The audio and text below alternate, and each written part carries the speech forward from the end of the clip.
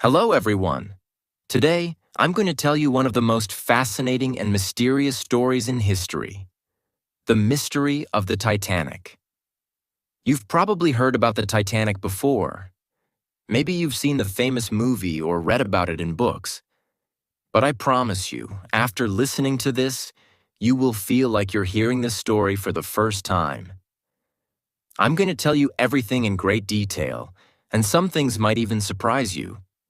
So, sit back, relax, and let's dive into the world of the Titanic. By the end of this story, you will not only learn about the Titanic, but also improve your English skills. The Titanic was not just a ship.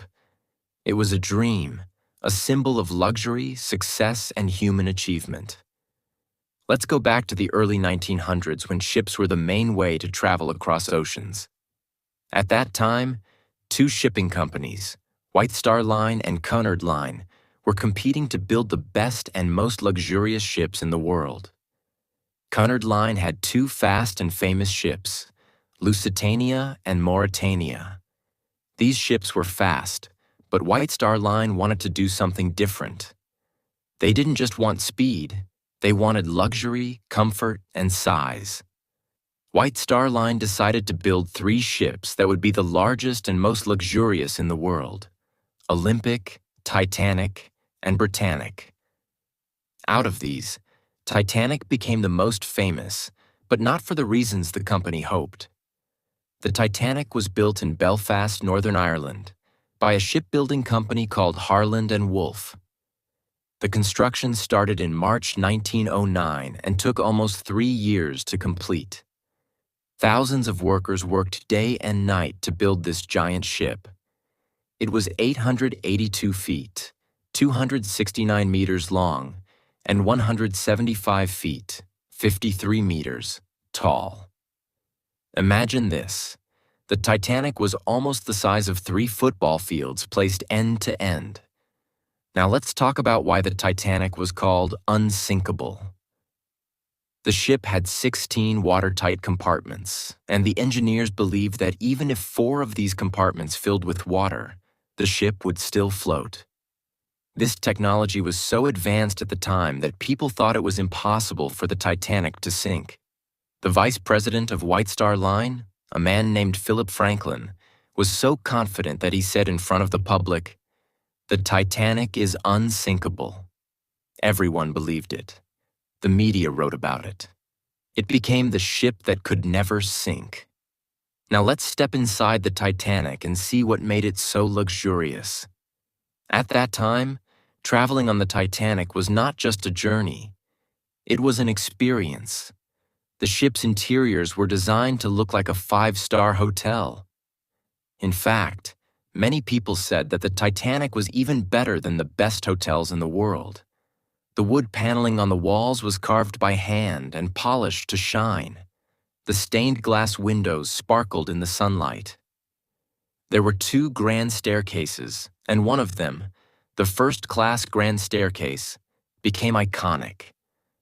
It was decorated with iron railings, gold details, and a beautiful glass dome above it. This staircase connected several decks and was where wealthy passengers would gather to show off their expensive clothes and jewelry. The Titanic had more than just beautiful rooms. It had facilities that were rare for ships at that time.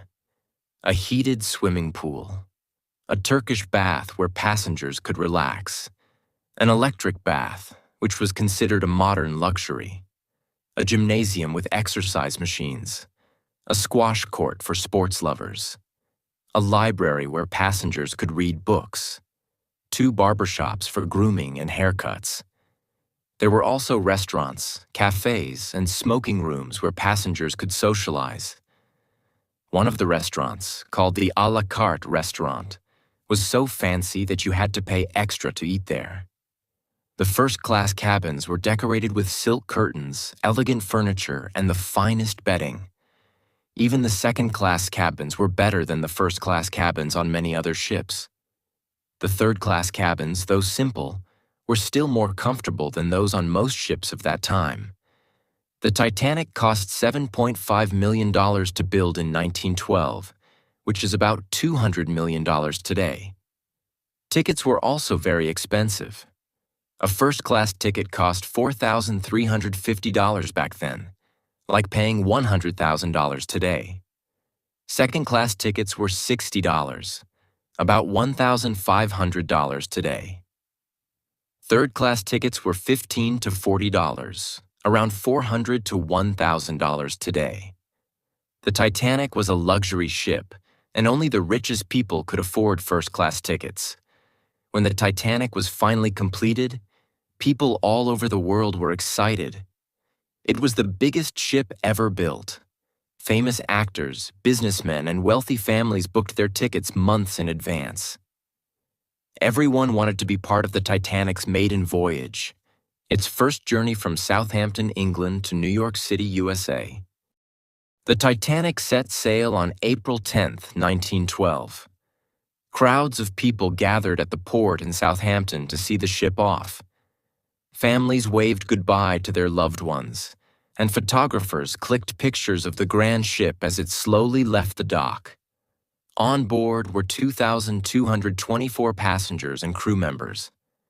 Some of the wealthiest people in the world were there, including John Jacob Astor IV, one of the richest men in the world; Molly Brown, a famous socialite; Isidor Straus, the co-owner of Macy's department store, and his wife, Ida Straus.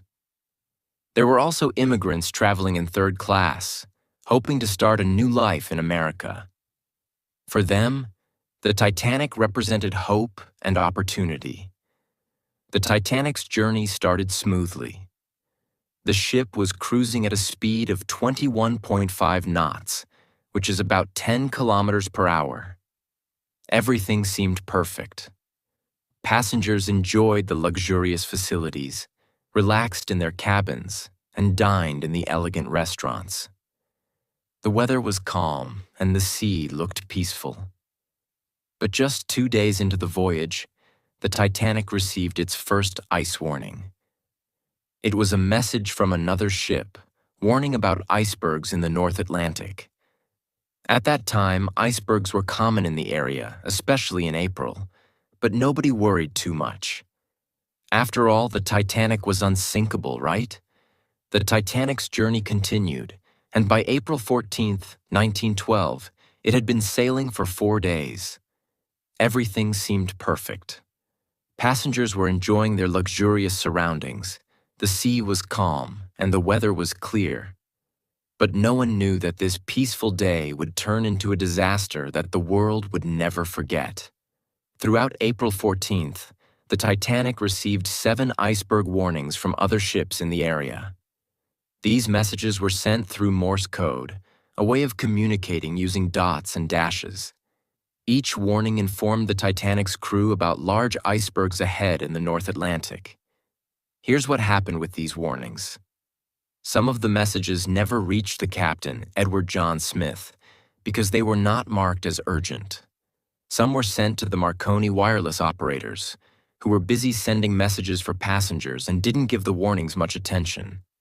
Even the warnings that did reach the captain were not taken seriously. Captain Smith believed the Titanic was safe. The ship was advertised as unsinkable, and many people trusted this claim. Even though the warnings suggested danger ahead, the captain did not slow down the ship. The Titanic continued at its maximum speed of 21.5 knots, which is about 40 kilometers per hour. The night of April 14th was unusually dark. The moon was not visible, and the stars provided little light. This made it difficult to see anything in the distance. The sea was also unusually calm, which might sound like a good thing, but it wasn't. Normally, waves would crash against icebergs, making them easier to spot. But that night, the water was so smooth that the icebergs were almost invisible. On the ship's deck, 2 lookout men, Frederick Fleet and Reginald Lee, were stationed in the crow's nest, a small platform high above the deck. Their job was to watch for any dangers ahead, especially icebergs. They didn't have binoculars because the officer who had them left the ship before the journey. and forgot to hand them over. This made their job even harder. At 11:39 p.m., everything changed. Frederick Fleet, sitting in the crow's nest, saw something dark and massive directly in front of the ship. At first, he wasn't sure what it was. Then, as the Titanic got closer, he realized it was an iceberg, a huge one. Fleet immediately rang the warning bell 3 times. This was the signal for danger.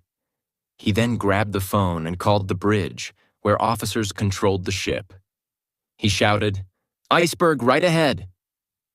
The officers on the bridge, including First Officer William Murdoch, reacted quickly.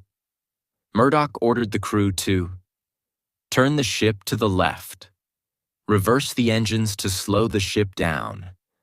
But it was too late. Just 37 seconds after the iceberg was spotted, at 11:40 p.m., the Titanic crashed into it. The iceberg was enormous, 200 feet high and 400 feet long. According to researchers, it was about 100,000 years old and weighed around 1.5 million tons. The collision caused pieces of ice to fall onto the deck of the Titanic, but the real damage was happening below the waterline. This is one of the biggest mysteries of the Titanic. How could a piece of ice damage a ship made of solid metal? To understand this, let's look at a few important details. 1. The iceberg's weight and strength icebergs are not soft like ice cubes in your drink. They are massive and solid, with sharp edges that can act like knives. The part of the iceberg above water was only a small fraction of its total size. Most of it was underwater, making it extremely heavy and powerful. 2. The Titanic's steel.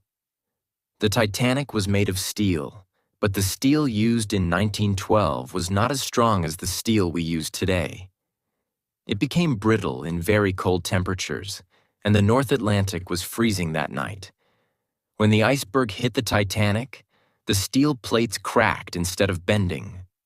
3. The rivets. The metal rivets that held the Titanic's steel plates together were another problem. Some of these rivets were made of a weaker material called wrought iron. When the iceberg hit, these rivets popped out, creating gaps in the ship's hull. As the iceberg scraped along the Titanic's side, it opened 6 narrow holes below the waterline. These holes were small, but water began pouring in at an alarming rate. When the collision happened, most passengers didn't realize anything was wrong. Some people felt a slight jolt, while others heard a grinding noise as the iceberg scraped along the ship. In the first-class dining room, a few people joked, "What was that? Did we hit something?" In the engine room, however, the crew knew the situation was serious. Water was rushing into the lower decks. The Titanic's watertight compartments were supposed to keep the ship safe, but the iceberg had damaged more compartments than the ship could handle. Scientists believe the iceberg that hit the Titanic started as part of a glacier in Greenland. Over thousands of years, it broke off and drifted into the North Atlantic. By the time it hit the Titanic, it was one of the largest icebergs in the area. Its size and weight made it unstoppable. By midnight, water had flooded the first 5 compartments of the Titanic. This was a critical problem. The ship's design could handle flooding in 4 compartments, but not 5. Captain Smith was informed of the damage, and he realized the Titanic was in serious trouble. The ship, once called unsinkable, was now sinking. But most passengers were still unaware of the danger. The music in the first-class lounge continued to play, and people were still talking and laughing. By 12 a.m. on April 15, 1912, just 20 minutes after the Titanic hit the iceberg, the situation became increasingly dire. Captain Edward John Smith, who had been confident in his ship's safety just hours earlier, was now faced with the unimaginable truth. The Titanic was sinking. At midnight, Captain Smith called an emergency meeting with his senior officers. He gave them clear orders.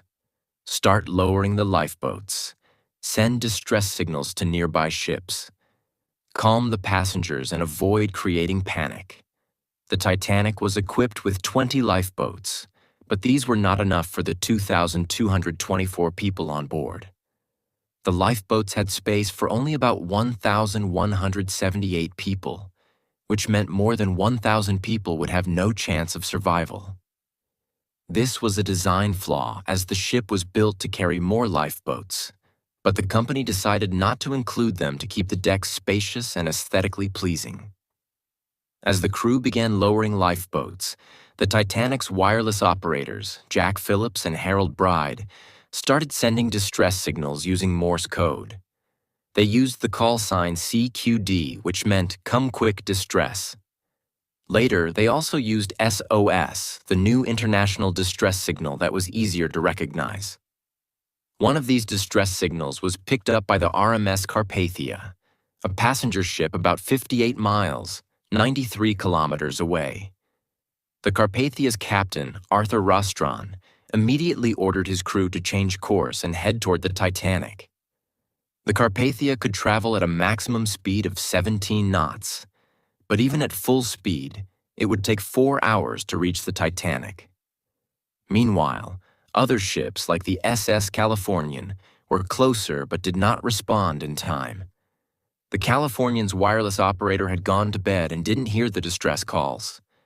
As the crew lowered the lifeboats, confusion and fear spread among the passengers.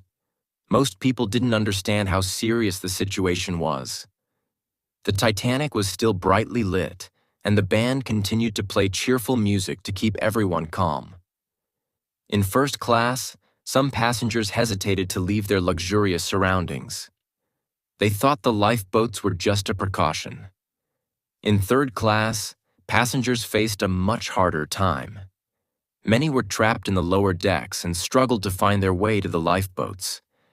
Language barriers made it even worse, as many third-class passengers were immigrants who didn't speak English. By 12:30 a.m., the first lifeboat was lowered into the freezing Atlantic Ocean. It had space for 65 people, but only 28 passengers were on board. This was a common pattern throughout the night. Many lifeboats left the Titanic half empty because passengers didn't believe the ship was sinking or thought they'd be safer staying on board.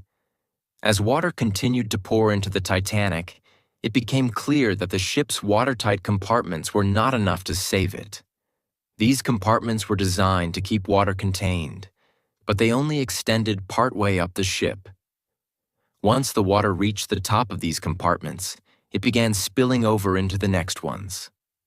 By 1:30 a.m., the bow, front of the Titanic was fully underwater. The ship began to tilt forward, and panic spread among the passengers. As the lifeboats filled and were lowered, the passengers faced another deadly threat: the icy water. The temperature of the North Atlantic that night was -2 degrees Celsius, 28 degrees Fahrenheit, cold enough to cause hypothermia within minutes. Most passengers and crew who entered the water without a lifeboat did not survive. The Titanic had 2,224 people on board, but only 705 survived, most of them in lifeboats. At around 2:15 a.m., the Titanic's situation reached its breaking point, literally.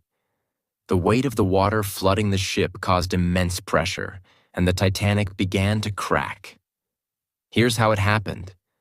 The bow was already underwater, pulling the ship downward. The stern, back of the ship was lifted high into the air. The stress on the middle section of the ship was too much, and the Titanic broke into two pieces. The two halves of the ship sank separately. The bow plunged to the ocean floor first. The stern floated for a few moments before also sinking. At 4 a.m., 2 hours after the Titanic sank, the RMS Carpathia finally arrived. The crew immediately began rescuing survivors from the lifeboats. The Carpathia's crew worked tirelessly to pull people from the freezing water. Many survivors were in shock, crying, or suffering from hypothermia. Some were too weak to climb aboard and had to be lifted with ropes. By 8:30 a.m., all survivors had been rescued, and the Carpathia set course for New York. The survivors left behind the wreckage of the Titanic and the bodies of more than 1,500 people who had perished. After the Titanic tragedy, the world wanted answers. How could such a grand and unsinkable ship sink? Why did so many lives get lost? As investigations began, one shocking controversy came to light: the mysterious role of another ship, the SS Californian, which was just 37 kilometers, 20 miles away from the Titanic when it sank. The SS Californian, a British steamship, was sailing in the North Atlantic on the night of April 14, 1912, the same night the Titanic struck the iceberg. Unlike the Titanic, the Californian wasn't rushing to make headlines. It had stopped for the night because of ice warnings and was surrounded by icebergs. Its engines were off, and it was stationary in the cold, quiet ocean. At around 11 p.m., the crew of the Californian spotted a large ship in the distance. This was the Titanic. From their deck, they could see the lights of the enormous vessel. When the Titanic began sinking, its crew launched rocket flares into the sky as a distress signal. These white flares were visible for miles and were meant to alert nearby ships that something was wrong. The crew of the Californian saw these flares. One of their officers, Second Officer Herbert Stone, reported to his captain, Stanley Lord, that he had seen the rockets. Stone also noted that the large ship appeared to be stopped. However, Captain Lord dismissed the situation, assuming it was nothing serious. He believed the ship might be holding a party or celebration, which was not uncommon for wealthy passengers. One of the most critical mistakes made by the Californian was turning off its radio, wireless, for the night.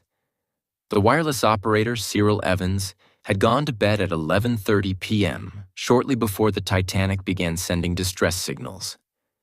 This decision proved catastrophic.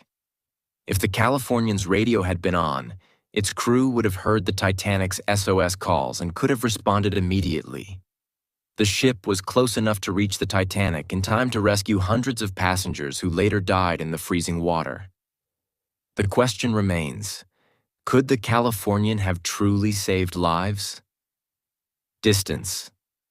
The Californian was 20 miles away, a distance it could have covered in about 2 hours. While it might not have arrived before the Titanic sank, it could have rescued many people from the lifeboats in freezing water. The Titanic sank at 2:20 a.m., and the Californian could have reached the site by 2:30 or 3 a.m., far earlier than the RMS Carpathia, which arrived at 4 a.m. Even saving 100 or 200 more lives would have drastically reduced the scale of the tragedy. The controversy surrounding the Californian led to significant changes in maritime practices. 24/7 radio operators.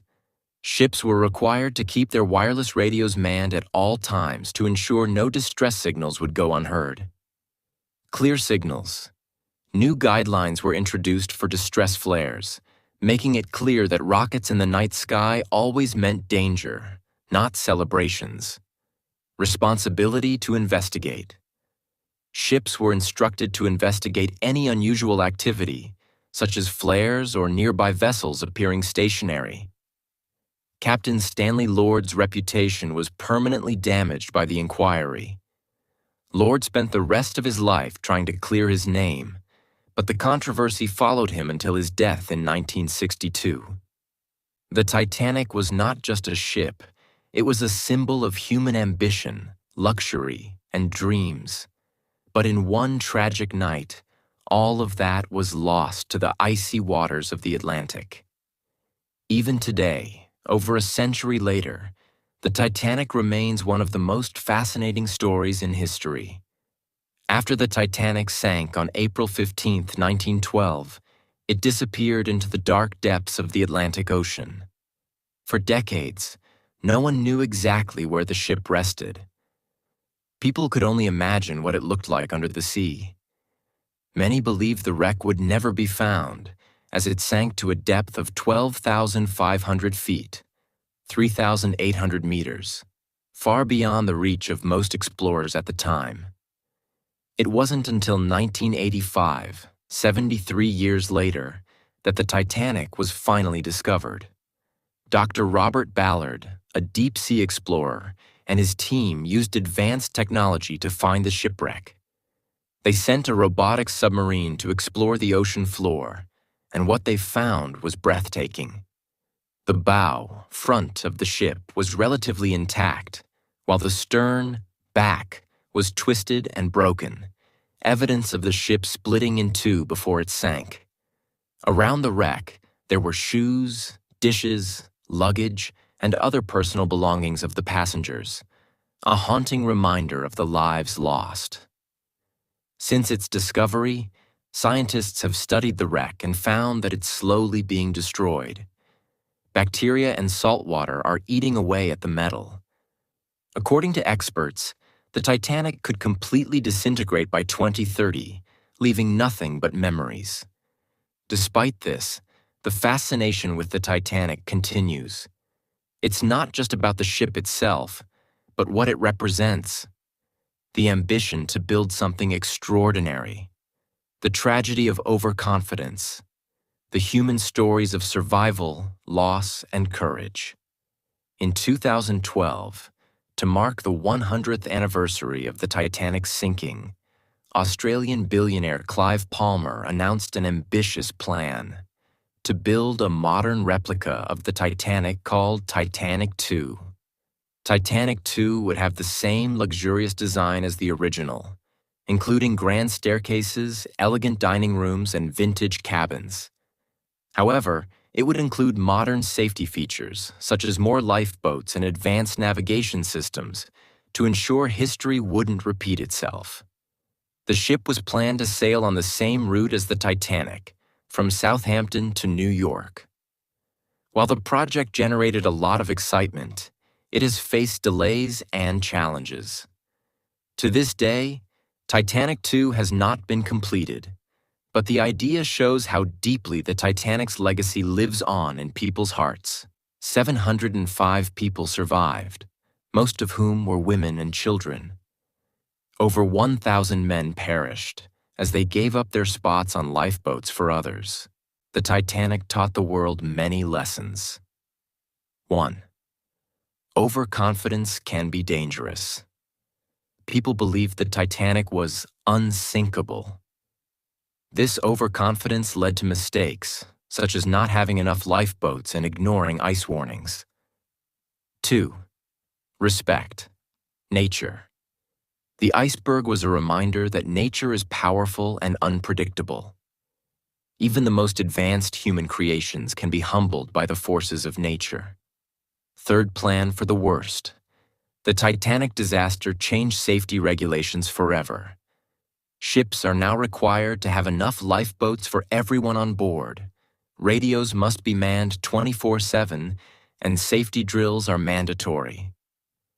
The Titanic's story is a mix of glamour, tragedy, and mystery. People are drawn to it because it feels like a cautionary tale about human ambition and arrogance. The ship's wreck at the bottom of the ocean is like a time capsule, preserving a moment in history. But more than anything, it's the stories of the people on board, their bravery, sacrifices, and humanity that keep the Titanic alive in our hearts. The Titanic story is not just about loss, it's about learning and growing. Here's what we can take away. Never give up. The survivors of the Titanic faced unimaginable trauma, but many went on to rebuild their lives. Their resilience is an inspiration to us all. 2. Always be prepared. Life is unpredictable. Whether it's a shipwreck or a personal challenge, being prepared can make all the difference. 3. Learn from mistakes. The Titanic's tragedy led to new safety standards that have saved countless lives. Mistakes are not the end. They're opportunities to grow and improve. And so, the mystery of the Titanic is not just a story of a ship. It's a story of humanity. It's a reminder of what we can achieve and what we must avoid. If this story inspired you, remember to like, share, and subscribe. Learning through stories not only improves your English, but also fills your heart with wisdom and motivation. Thank you for watching. Let's keep learning and growing together.